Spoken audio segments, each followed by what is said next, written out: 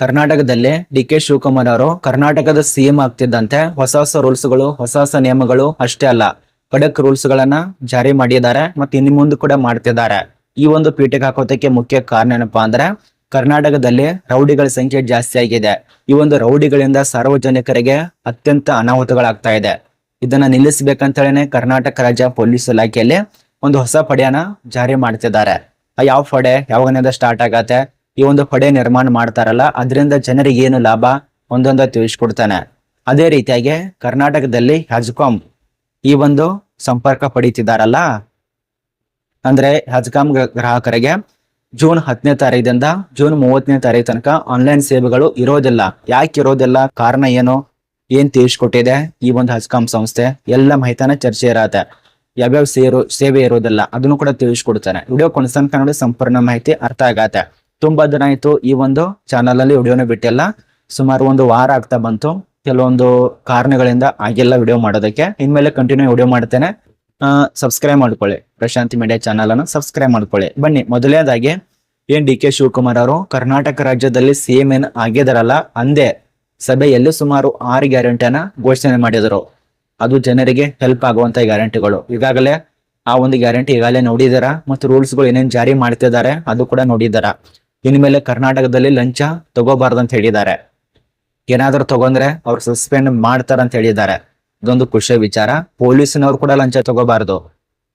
ಇಲ್ಲಿ ಎಲ್ಲ ಒಂದು ಪೊಲೀಸ್ನವ್ರಿಗೆ ಹೇಳ್ತಾ ಇಲ್ಲ, ಕೆಲವೊಂದು ಪೊಲೀಸ್ ಅಧಿಕಾರಿಗಳು ಇರ್ತಾರೆ ಮುಂದ್ಗಡೆ ಒಳ್ಳೆ ಅನ್ನೋದು, ಹಿಂದ್ಗಡೆ ಲಂಚ ತಗೊಳ್ಳೋದು.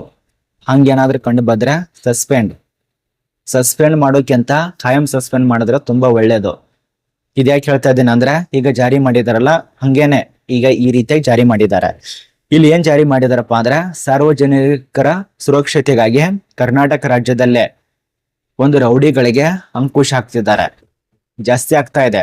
ಏನಾದ್ರೂ ಹೀಯಾಳ್ಸೋದಾಗ್ಬೋದು, ಬಡಿಯೋದು, ಹೊಡೆಯೋದು, ಸಾರ್ವಜನಿಕರಿಗೆ ತೊಂದರೆ ಕೊಡೋದು, ಅಂತವ್ರು ಏನಾದ್ರು ಕಂಡು ಬಂದ್ರೆ ಅಂತವ್ರನ್ನ ಕಾನೂನು ಕ್ರಮ ಅಲ್ಲ, ಅಲ್ಲೇ ಜೈಲಿನಲ್ಲಿ ಇರುವಂತ ಕೆಲಸ ಮಾಡ್ತಾರೆ. ಇದೊಂದು ಅರ್ಥ ಮಾಡ್ಕೊಳ್ಳಿ. ಕಟ್ಟಕ್ ಇವು ಕಾನೂನು ಇರ್ತಾವಲ್ಲ ಅವರೆಲ್ಲ ಜಾರಿ ಮಾಡ್ತಿದ್ದಾರೆ. ಯಾವೊಂದು ಪಡೆಯನ್ನ ಜಾರಿ ಮಾಡ್ತಿದಾರಪ್ಪ ಅಂದ್ರೆ ವಿಶೇಷ ರೌಡಿ ನಿಗ್ರಹ ಪಡೆ ಅಂತೇಳಿ ಈ ಒಂದು ವಿಶೇಷ ರೌಡಿ ನಿಗ್ರಹ ಪಡೆಯನ್ನ ಜಾರಿ ಮಾಡ್ತಾ ಇದ್ದಾರೆ ಕರ್ನಾಟಕದಲ್ಲಿ. ಇದರಿಂದ ಕರ್ನಾಟಕ ರಾಜ್ಯದಲ್ಲಿರುವಂತ ಜನರಿಗೆ ತುಂಬಾ ಅನುಕೂಲ ಆಗತ್ತೆ. ರೌಡಿಗಳ ಸಂಖ್ಯೆ ಕಡಿಮೆ ಆಗತ್ತೆ. ಹೀಯಾಳೋದು, ಬಡಿಯೋದು, ಹೊಡೆಯೋದು, ಬೇಗಳ ಅದು ಇದು ಮಂಚು ಹಂಗು ಹಿಂಗೆ ಅಂತ ಇದೆಲ್ಲ ಅದೆಲ್ಲ ನಿಂತೋಗುತ್ತೆ. ಇದೊಂದು ಒಳ್ಳೆಯ ಖುಷಿಯ ವಿಚಾರ. ಇದು ಮಾಡಿದ್ರೆ ತುಂಬಾ ಒಳ್ಳೆಯದು. ರೌಡಿಗಳ ಸಂಖ್ಯೆ ಜಾಸ್ತಿ ಆಗಿದೆ. ಪಾಪ ದುಡ್ಕೊಂಡ್ ತಿನ್ನೋರಿಗೆ ಇಂಥವ್ರಿಂದ ದುಡ್ಡು ಕೊಡುವಂತ ಪರಿಸ್ಥಿತಿ ಆಗಿದೆ ಅಲ್ವಾ? ನಿಜ ಅಲ್ಲ? ಪಾಪ ದುಡ್ಕೊಂಡ್ ತಿಂತಿರ್ತಾರೆ, ಅಲ್ಲಿ ಬಂದು ರೌಡಿಸಮ್ ಮಾಡೋದು ಅಂದ್ರೆ ದಬ್ಬಾಳಿಗಿರಿ ಮಾಡೋದು ಈ ರೀತಿಯಾಗಿ ಆಗ್ತಾ ಇತ್ತು. ಇನ್ಮೇಲೆ ಆಗ್ಬಾರ್ದಂತೇಳಿ ಕರ್ನಾಟಕ ರಾಜ್ಯದ ಸಿಎಂ ಡಿ ಕೆ ಶಿವಕುಮಾರ್ ಅವರು ಈ ಒಂದು ರೂಲ್ಸ್ ಎಲ್ಲ ಜಾರಿ ಮಾಡಿದ್ದಾರೆ. ಇನ್ನು ಒಂದೊಂದಾಗಿ ರೂಲ್ಸ್ ಜಾರಿ ಆಗತ್ತೆ. ಇಷ್ಟೇ ಅಲ್ಲ, ಪ್ರತಿಯೊಂದು ರೂಲ್ಸ್ ಕಂಟಿನ್ಯೂ ಮಾಡ್ತಾರೇನ. ಇನ್ನು 2 ವರ್ಷದಲ್ಲಿ 10 ವರ್ಷ ತನಕ ಏನ್ ಯಾರು ಮಾಡಿಲ್ಲಲ್ಲ ಅಂತ ಕೆಲಸ ಮಾಡುವಂತ ವ್ಯಕ್ತಿ ಇವರು ಮಾಡ್ತಾರೆ. ನನಗನ್ಸೋ ಮಟ್ಟಿಗೆ ಮಾಡ್ಬೋದು. ನಿಮ್ಮ ಅನಿಸಿಕೆ ಕಮೆಂಟ್ ಮಾಡಿ. ಒಳ್ಳೆ ಕೆಲಸ ಮಾಡಿದ್ರೆ ನೆಕ್ಸ್ಟ್ ಇವರೇ ಸಿಎಂ ಆಗ್ಬಹುದು 2028ಕ್ಕೆ. ಇದು ಒಂದು ಕಡೆ ಇಡೋಣ. ಇನ್ನು 2ನೇ ರೂಲ್ಸ್ ಬಂದಿದ್ದಲ್ಲ ಈ ಒಂದು ಹಜ್ಕಾಮ್ ಸಂಸ್ಥೆಯಿಂದ. ಆ ಒಂದು ರೂಲ್ಸ್ ಬಗ್ಗೆ ನೋಡಿ. ಸುಮಾರು ಜೂನ್ 20ರಿಂದ ಜೂನ್ 30 ತನಕ ಸುಮಾರು 20 ಪಟ್ಟಣಗಳಲ್ಲಿ ಈ ಒಂದು ಸೇವೆಗಳು ಲಭ್ಯ ಇರೋದಿಲ್ಲ. ಹಜ್ಕಾಮ್ ಸಂಸ್ಥೆ ತಿಳಿಸ್ಕೊಟ್ಟಿದೆ. ಯಾವ್ಯಾವ ಸೇವೆ ಸ್ವಲ್ಪ ನೋಡ್ಕೊಳ್ಳಿ. ಆ ಒಂದು ಪಟ್ಟಣ ಹೆಸರು ಕೂಡ ನಿಮ್ಗೆ ಮುಂದ್ಗಡೆ ಹೇಳ್ತೇನೆ. ಮತ್ತ ಸೇವೆಗಳು ಇಲ್ಲ ಅಂತ ಹೇಳಿ ಮತ್ತೆ ಅವ್ರಿಗೆ ಜಗಳ ಮಾಡೋದು, ನೋಟಿಸ್ ಕಳಿಸ್ಕೊಡೋದು, ಫೋನ್ ಹಚ್ಚೋದು ಆ ರೀತಿ ಮಾಡಕ್ ಹೋಗ್ಬೇಡಿ. ಅವ್ರು ಹೇಳಿದ್ದಾರೆ, ಮುಂಚಿತವಾಗಿನೇ ತಿಳಿಸ್ಕೊಟ್ಟಿದ್ದಾರೆ, ನೋಟಿಸ್ ಕಳಿಸ್ಕೊಟ್ಟಿದ್ದಾರೆ, ಈ ರೀತಿಯಾಗಿ ಇರೋದಿಲ್ಲ ಅಂತ ಹೇಳಿ. ಇದನ್ನ ಅರ್ಥ ಮಾಡ್ಕೊಳ್ಳಿ. ಹೊಸ ಸಂಪರ್ಕ ಏನಾದ್ರು ಪಡಿತಾ ಇತ್ತಂದ್ರೆ ಅದು ಸಂಪರ್ಕ ಇರೋದಿಲ್ಲ. ಜೂನ್ 10ನೇ ತಾರೀಕಿಂದ ಜೂನ್ 30ನೇ ತಾರೀಕು ತನಕ. ಅಲ್ಲಿ ತನಕ ಯಾರು ಹೊಸ ಸಂಪರ್ಕನ ಪಡ್ಕೋಬೇಡಿ ಮತ್ತು ಪಡೆಯೋದಕ್ಕೆ ನಿಮಗೆ ಅವಕಾಶನೇ ಇರೋದಿಲ್ಲ.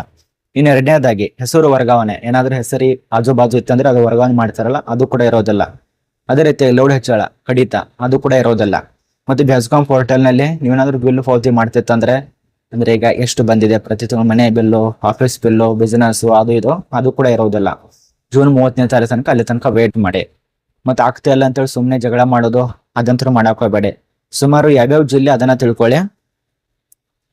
ಇಲ್ಲಿ ಮೊದಲನೇದಾಗಿ ಬೆಂಗಳೂರು ಗ್ರಾಮಾಂತರ ಮತ್ತು ಚಿಕ್ಕಬಳ್ಳಾಪುರ ಭಾಗದಲ್ಲಿರುವಂತ ಗುಡ್ಡೆಬಂಡೆ, ಬಾಗೇಪಲ್ಲಿ, ವಿಜಯಪುರ, ಮಾಗಡಿ, ನೆಲಮಂಗಲ, ದೇವನಹಳ್ಳಿ ಈ ಒಂದು ಜಿಲ್ಲೆ ಇರುವಂತ ಈ 6 ಸ್ಥಳಗಳು ಇಲ್ಲಿ ನಿಮಗೆ ಆನ್ಲೈನ್ ಸೇವೆಗಳು ಇರೋದಿಲ್ಲ. ಇನ್ನು ಎರಡನೇ ಪಾಯಿಂಟ್, ಕೋಲಾರ ಹಾಗೂ ತುಮಕೂರು ಭಾಗದಲ್ಲಿರುವಂತ ಕೊರಗಟ್ಟಿಗೆರೆ, ಮಧುಗೆರೆ, ಪಾವಗಡ, ತುರುಕೇಕೆರೆ, ಚಿಕ್ಕನಾಯಿಕನಹಳ್ಳಿ ಹಾಗೂ ಶ್ರೀನಿವಾಸಪುರ, ಮಾಲೂರು, ಗುಬ್ಬಿ ಈ ಒಂದು ಸ್ಥಳದಲ್ಲಿ ಆನ್ಲೈನ್ ಸೇವೆಗಳು ಇರೋದಿಲ್ಲ. ಇನ್ನು ಚಿತ್ರದುರ್ಗ ಮತ್ತು ದಾವಣಗೆರೆ ಭಾಗದಲ್ಲಿ ಕೂಡ ಆನ್ಲೈನ್ ಸೇವೆಗಳು ಇರೋದಿಲ್ಲ. ಇದು ನಿಮಗೆ ಕ್ಲಿಯರ್ ಮಾಹಿತಿ ಅರ್ಥ ಆಗಿದೆ ಅಂತ ಅನ್ಕೋತೀವಿ. ಇದು ಬೆಸ್ಕಾಂ ಸಂಸ್ಥೆ ತಿಳಿಸಿಕೊಟ್ಟಿದೆ.